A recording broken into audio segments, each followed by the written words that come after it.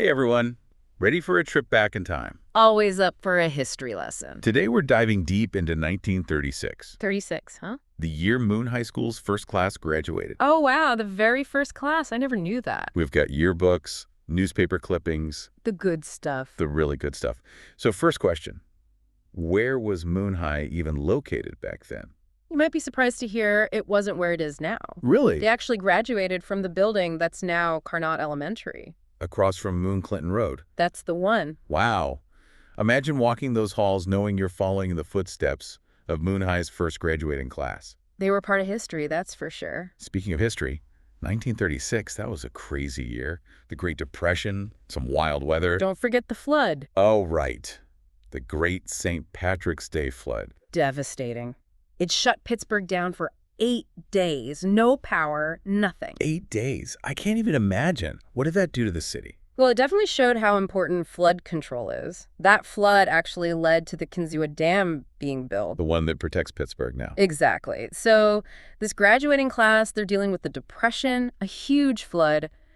Talk about tough times. What must it have been like graduating into all that uncertainty? Well, the unemployment rate when they started high school was 25%, the highest it's ever been. And that was just the start. And back then, not everyone even finished high school. It was only about 2/3 of kids who did. Really? Graduating back then was a big deal. They had to be pretty tough to face all that. Tough doesn't even begin to describe it. Yeah, But even in those dark times, there were glimmers of hope. right. Jesse Owens, for example. Oh, absolutely. Everyone knows his story, but I'm betting you've got some behind-the-scenes insights for us. Well, Owens's victories at the Berlin Olympics, that was huge. A real bright spot in some pretty dark times.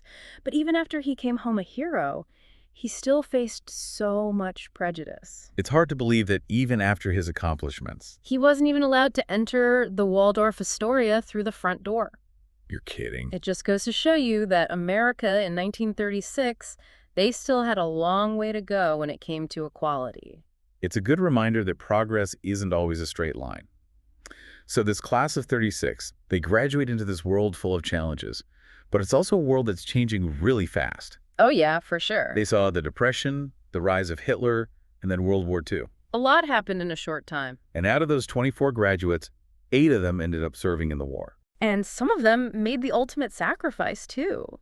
It's hard to fathom what they went through. It really makes you think about what they lived through. It's easy to forget when you're just reading names in a yearbook. Right. But these were real people with real lives. And their stories are still important today. We're talking about a graduating class of just 24 students. And 8 of them served in World War II. More than a third. Imagine that. That's huge. Did Did any of them? I know what you mean. Yeah. 2 of those 8, they didn't make it back. Oh, wow. Gave their lives for their country. It's hard to even imagine, Yeah. but it's also inspiring, you know? Absolutely. Their stories remind us that the freedoms we have today, they weren't free. They came at a cost. Exactly. Well, And we owe it to those who came before us to remember that remember their sacrifice. and to learn from their experiences. This deep dive into Moon High School's first graduating class has been incredible. It's amazing what you can learn from a little bit of digging. It really is. Makes you wonder what stories are still out there waiting to be uncovered. Oh, I'm sure there are plenty.